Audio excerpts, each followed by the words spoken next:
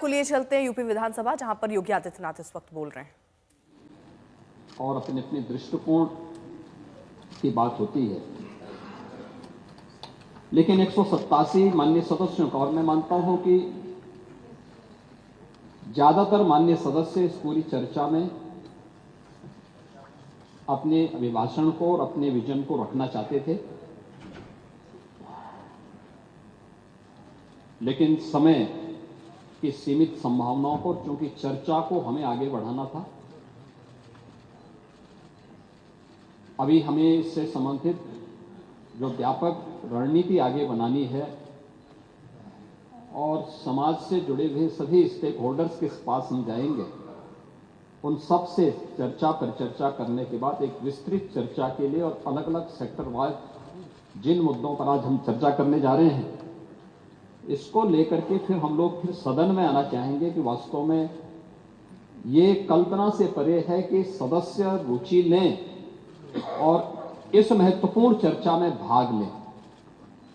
लेकिन ये उन लोगों की आंखों को खोलने वाला है जो विधायिका पर और सदस्यों के आचरण पर उंगली उठाते हैं कि नहीं, प्रदेश के लिए या देश के लिए जब भी आवश्यकता पड़ेगी हम सभी अपना योगदान देंगे। इस चर्चा ने पिछले 24 घंटे के अंदर ये साबित किया है, इसलिए मैं भाग लेने वाले और इसमें श्रोता के रूप में भी बने हुए सभी मान्य सदस्यों का और विशेष रूप से नेता विरोधी दल का हृदय से धन्यवाद करता हूं। महोदय, उत्तर प्रदेश की जब हम बात करते हैं तो उत्तर प्रदेश केवल देश की एक सबसे बड़ी आबादी का राज्य ही नहीं है, यह भारत की आध्यात्मिक और सांस्कृतिक विरासत का प्रतिनिधित्व करने वाली देश की एक प्रकार की ऊर्जा का केंद्र बिंदु भी है। भारत की ऊर्जा का केंद्र बिंदु है जो भारत की आध्यात्मिक और सांस्कृतिक नेतृत्व को अपने यहां से प्राचीन काल से ही देता रहा है। और इसीलिए जब ग्लोबल इन्वेस्टर समिट में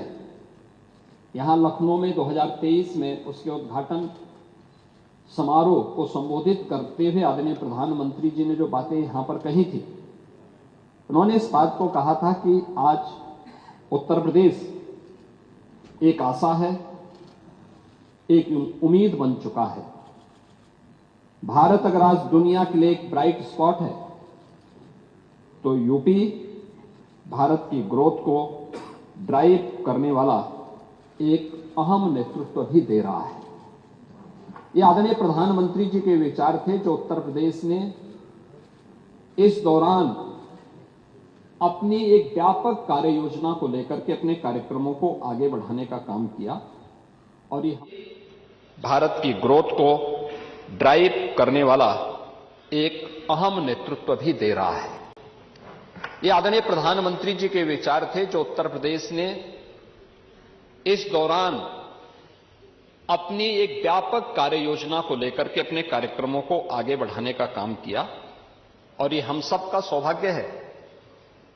कि देश अपनी आजादी के अमृतकाल में कल देश का स्वतंत्रता के 78 वर्ष पूरे होने जा रहे हैं। प्रधानमंत्री जी ने देशवासियों के सामने कुछ संकल्प लिए थे। जो संकल्प थे उन संकल्पों में जो महत्वपूर्ण संकल्प था 2047 तक भारत को एक विकसित भारत के रूप में स्थापित करना। हम सब इस बात को जानते हैं कि भारत विकसित तब बनेगा जब सभी राज्य इस दिशा में अपनी अपनी भूमिका का निर्वहन करेंगे और अपनी भूमिका के इस निर्वहन करने की दिशा से पिछले 24 घंटे से अधिक समय से इस माननीय सदन में इस चर्चा का होना, ये विकसित भारत की इन संकल्पनाओं को ही आगे बढ़ाने का विजन है। दृष्टि जितनी होगी वह उतना ही बोलेगा और उन स्थितियों में जब यहां पर हम चर्चा करेंगे तो मैं माननीय सदस्यों के द्वारा जो मुद्दे उठाए गए थे उन मुद्दों पर भी बोलने का प्रयास करूंगा।